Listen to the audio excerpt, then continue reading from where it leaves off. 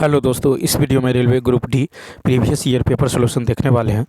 कल हम लोग जो है 20 तक देख चुके थे, आज देखेंगे 21 से। देखिए, कहा था खाली स्थान 1956 से राष्ट्रीय आय जो है उपभोग, व्यय, बचत और पूंजी निर्माण से संबंधित जो है डेटा जारी करने के लिए नोडल एजेंसी हैं। तो 21 का हो जाएगा ए ऑप्शन, यानी केंद्रीय सांख्यिकी कार्यालय। क्या है? केंद्रीय सांख्यिकी कार्यालय। तो देखिए, केंद्रीय सांख्यिकी कार्यालय 1956 से राष्ट्रीय आय, उपभोग, व्यय, बचत और पूंजी निर्माण से संबंधित डेटा जारी करने के लिए नोडल एजेंसी है। एनएससी की परिकल्पना सर्वप्रथम सी रंगराजन समिति ने किया था। जो है इसकी स्थापना जून 2005 में हुई थी। 2019 में सीएसओ और एनएसएसओ को मिलाकर एनएसटी बनाया गया। केंद्रीय सांख्यिकी संगठन की स्थापना 1951 में की गई। एनएसओ का मुख्यालय नई दिल्ली में है। राष्ट्रीय सांख्यिकी कार्यालय देश में सांख्यिकी गतिविधियों के समन्वय और सांख्यिकी मानकों को विकसित करने और बनाए रखने के लिए जिम्मेदार है। नेक्स्ट क्वेश्चन है, कहता पंचायत व्यवस्था जो है सबसे पहले भारत के किस राज्य में लागू की गई? 22 का होगा ए राजस्थान।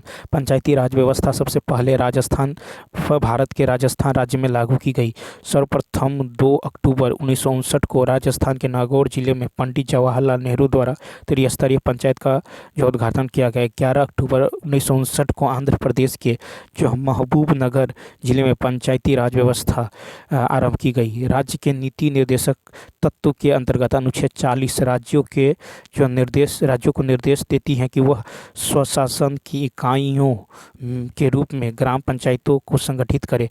बलवंत राय मेहता समिति ने ग्रामीण क्षेत्रों में त्रिस्तरीय पंचायत प्रणाली को जो है सुझाव दिया था। फिर है ग्राम स्तर पर ग्राम पंचायत, ब्लॉक स्तर पर पंचायत समिति तथा जिला स्तर पर जिला परिषद। पंचायती राज व्यवस्था का शिल्प वास्तुकार बलवंत राय मेहता को कहा जाता। 73वें संविधान संशोधन जो है द्वारा पंचायती राज व्यवस्था को संवैधानिक दर्जा प्राप्त है। नेक्स्ट कहता है उच्चतम न्यायालय ने किस वर्ष में दहेज के मुद्दों से संबंधित जो सतबीर सिंह बनाम हरियाणा राज्य मामले में अपना फैसला सुनाया? तो इसका होगा सी ऑप्शन, 2021। तो देखिए, उच्चतम न्यायालय ने वर्ष 2021 में दहेज के मुद्दों से संबंधित सतबीर सिंह बनाम हरियाणा राज्य मामले में फैसला सुनाया। 20 मई 1961 को भारतीय संसद ने दहेज निषेध अधिनियम 1961 नाम से दहेज देने या लेने पर रोक लगाने के लिए एक कानून बनाया। दहेज निषेध अधिनियम 1 जुलाई 1961 को लागू हुआ था। नेक्स्ट, 6 व्यक्ति जो है एक वृत्ताकार मेज के परितः मेज के केंद्र की ओर मुख करके बैठा हुआ है। 6 व्यक्ति 1 2 3 4 5 6 केंद्र की ओर मुख करके बैठा हुआ है। देखिए, डी और ए के बीच में 2 व्यक्ति हैं।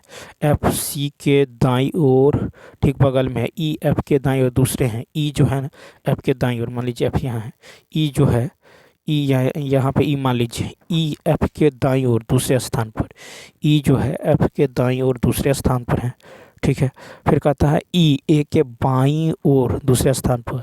ई जो है ए के बाईं ओर दूसरे स्थान पर। ई जो है ए के बाईं ओर। ई जो है ए के बाईं ओर दूसरे स्थान पर है।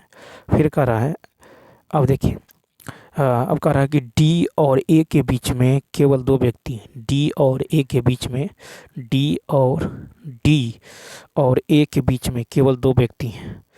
तो डी और ए के बीच में केवल 2 व्यक्ति हैं, तो यहाँ पे डी हो जाएगा।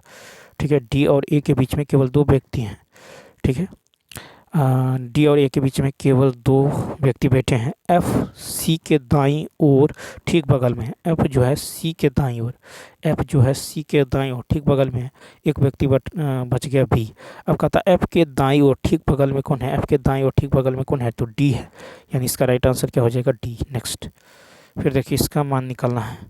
तो ये कितना है? 0.6 प्लस ये हो जाएगा 0.9 माइनस ये हो जाएगा आपको 144 का 12 दो 4 अंक के बाद है, तो 2 अंक के बाद 0.12 प्लस 0.4 प्लस 0.5। ठीक है, अब यानी ये कितना हो जाएगा? तो 0.6 और यहाँ पे देखिए 0.6 और ये हो जाएगा आपको 0.9। ठीक है, 0.9 और यहाँ पे जो है इसको सॉल्व करिएगा तो ये आ जाएगा माइनस में 0.92। ठीक है, यानी ये आ जाएगा फाइनल 0.58। ठीक है, सी ऑप्शन। नेक्स्ट देखिए, कहता राजन जो है एक बिंदु से चलना शुरू करता है। ठीक है। शुरू करता है वह उत्तर की ओर 200, तो उत्तर की ओर 200 मीटर जाता है। फिर कहता है वह बाईं ओर मुड़ता है और 300, बाईं ओर मुड़ता है 300 मीटर। फिर दाईं ओर मुड़ता है और 400, फिर दाईं ओर मुड़ता है और 400, दाईं ओर मुड़ता है और 400, और फिर बाईं ओर मुड़ता है और 1 किलोमीटर, यानी बाईं ओर मुड़ता है 1 किलोमीटर यानी 1000 मीटर। ठीक है। कहता है कि अब राजन का मुख जो है किस दिशा में है, अब राजन का मुख जो है किस दिशा में है। तो देखिए ये होता है आपको पूर्व, ये होता है पश्चिम, तो इसका राइट आंसर होगा पश्चिम। नेक्स्ट, फिर कहता 8:45 बजे घड़ी की दोनों सुइयां, ठीक है, के बीच कितना डिग्री का कोण बनेगा, तो होगा घंटा गुने 60, ठीक है, माइनस मिनट गुने 11 बट्टा में 2। ठीक है, याद रखना है ये फार्मूला होता है। तो कितना है, 8 बजे है तो 8 गुने 60 माइनस मिनट 45 गुने 11 बट्टा 2, 8 छः 48 माइनस ये होगा 5, 5 4 9, 4 1 4, तो 10 में से ये घटा लीजिए 5, 9 में से हट गया 1, 15 बट्टा 2 यानी 7.5। ठीक है, कितना होगा 7.5 हो जाएगा। ठीक है, 7.5 यानी आप 7 ले लीजिए, डी ऑप्शन। तो यहाँ पे जो राइट आंसर होगा डी ऑप्शन। नेक्स्ट क्वेश्चन देखिए, कहता एड्स का पूर्ण रूप क्या है, एड्स का पूर्ण रूप क्या है। तो यहाँ पे देखिए, तो एड्स का जो पूर्ण रूप है ये है आपको एक्वायर्ड इम्यून, ठीक है, acquired immune deficiency syndrome. AIDS का पूर्ण रूप है एक्वायर्ड इम्यून डिफिशियंसी सिंड्रोम। यह रिटो वायरस के कारण होता है, यह रिट्रो वायरस के कारण होता है, यह जो एकल स्टैंडर्ड वायरस के कारण होता है। इस रोग से ग्रसित व्यक्ति की रोग प्रतिरोधक क्षमता समाप्त हो जाती है। यह निम्न कारणों से फैलता है, यौन संबंधों के कारण, रक्तदान में अनियमितता के एवं नशीले इंजेक्शन के अधिक व्यक्तियों द्वारा उपयोग से। इस रोग में रोगी का शरीर जगह जगह से फूल जाता है तथा रक्त प्रवाह जो अव्यवस्थित हो जाती है। इस रोग का पता इलिसा एंजाइम लिंक्ड इम्यूनोसॉर्बेंट इससे द्वारा लगाया जाता है। इसके उपचार में प्रयुक्त दवा रिबावायरिन, अल्फा इंटरफेरॉन एवं एजेडटी द्वारा किया जाता है। नेक्स्ट क्वेश्चन देखें, 29 नंबर देखिए, कहता कि द्विघात समीकरण है कि मूल बराबर है, मूल यदि बराबर है तो विवेचक 0 होगा, यानी b² माइनस 4ac बराबर 0। ठीक है, तो यहाँ पे जो हो जाएगा, ठीक है, तो यहाँ पे होने वाला है आपको, यहाँ पे जो है, तो यहाँ पे विवेचक हो जाएगा कितना, तो यहाँ पे a, ठीक है, और यहाँ पे दे दिया समीकरण इतना कि मूल बराबर है, तो निम्नलिखित में से कौन सा कथन, तो यहाँ पे क्या हो जाएगा, यहाँ पे सॉरी, तो b² के जगह यहाँ पे 1² हो जाएगा। ठीक है, तो 1 बराबर क्या होगा 4ab। ठीक है, 1 बराबर 4ab, तो ab बराबर 1/4, सी ऑप्शन। नेक्स्ट क्वेश्चन देखिए, विद्यार्थियों की एक कक्षा में पावोल का शीर्ष से 18वां स्थान, शीर्ष से 18वां स्थान है पावोल का। फिर कहता है और नीचे से 45वां स्थान है। इसका मतलब है कि इधर कितना आदमी है, नीचे 44 आदमी है। तो कहता है कुल व्यक्ति, तो 8 4 कितना होगा 12, 4 5 1 6 यानी 62, बी ऑप्शन क्या होगा, बी ऑप्शन। नेक्स्ट, फिर देखिए इसको सॉल्व करना है, तो कितना होगा, देखिए 9 19 तिया 57, 25 तिया 75। ठीक है, इसमें आपको जो है 4.41 ऐड करना होगा, 8 5 4 9 5 4 9 7, इसमें से आपको घटाना होगा 0.9, 0.9, तो ये कितना होगा 7.098। ठीक है, तो ये कितना हो जाएगा, आपको घटाएंगे तो क्वेश्चन नंबर 31 का जो है, ठीक है, ये जो हो जाएगा, देखिए इसको गुना करेंगे तो अप्रोक्स में इसका कहता है निकट, देखिए इसका कहता है निकटतम लेना है, 25.19 है, तो ये अप्रोक्स में 25 से होगा, कितना होगा 25 होगा गुने 3 प्लस 4 पॉइंट, तो ये 4 होगा, माइनस 0.9 है, तो इसको 1 मान लीजिए। ठीक है, कितना मान लीजिए 1, तो ये कितना होगा 25 तिया 75 और 3 78। नेक्स्ट,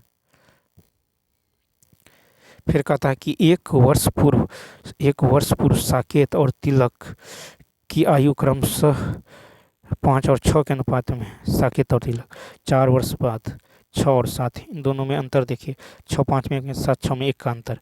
ठीक है, अंतर सेम है, तो 1 यूनिट का मान कितना होगा, 1 वर्ष पहले 4 वर्ष बाद यानी 5। तो हमको कहता है साकेत की आयु, साकेत साकेत यानी 5 यूनिट का मान कितना होगा, तो 5 25, ये 1 वर्ष पहले का 1 वर्ष बाद कितना होगा, 25 26, डी ऑप्शन। नेक्स्ट देखिए कहता कोई कंप्यूटर जो है मार्कर नहीं है, ठीक है, ये रहा कंप्यूटर, कोई कंप्यूटर जो है मार्कर नहीं है। फिर कह रहा है कि सभी इरेजर मार्कर हैं, सभी इरेजर जो है, मान लीजिए इसके अंदर सभी इरेजर मार्कर हैं, सभी पेन जो है इरेजर है। तो देखिए सभी पेन जो है इरेजर है। ये है आपको कंप्यूटर, ठीक है, ये है आपको मार्कर, ये है आपको इरेजर और ये रहा पेन, ठीक है। कहता कोई पेन कंप्यूटर नहीं है, कोई पेन कंप्यूटर नहीं है, तो बिल्कुल सही है। कुछ इरेजर कंप्यूटर हैं, ये गलत है, कुछ इरेजर कंप्यूटर हैं, ये गलत है। नेक्स्ट तो यहाँ पे राइट आंसर बी होगा, ठीक है। नेक्स्ट क्वेश्चन देखिए, कहता है न्यूलैंड्स के अष्टक नियम में पहला तत्व खाली स्थान और अंतिम तत्व खाली स्थान 34 का फर्स्ट हाइड्रोजन। तो न्यूलैंड के अष्टक नियम में पहला तत्व हाइड्रोजन और अंतिम तत्व जो है और अंतिम ज्ञात तत्व थोरियम है, ठीक है। न्यूलैंड ने जो है अपने समय तक के ज्ञात 56 तत्वों को भारतीय संगीत के 8 स्वरों के आधार पर 8-8 तत्वों की श्रेणी में व्यवस्थित किया है। इन्होंने तत्वों को परमाणु भार के बढ़ते क्रम में 8-8 की श्रेणी में जो है नियमित रूप से व्यवस्थित किया है।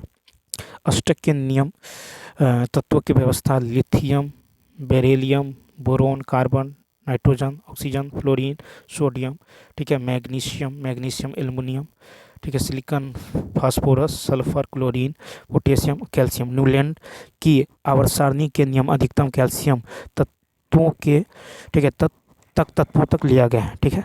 यह अष्टक नियम बाहरी धातुओं पर लागू नहीं होता।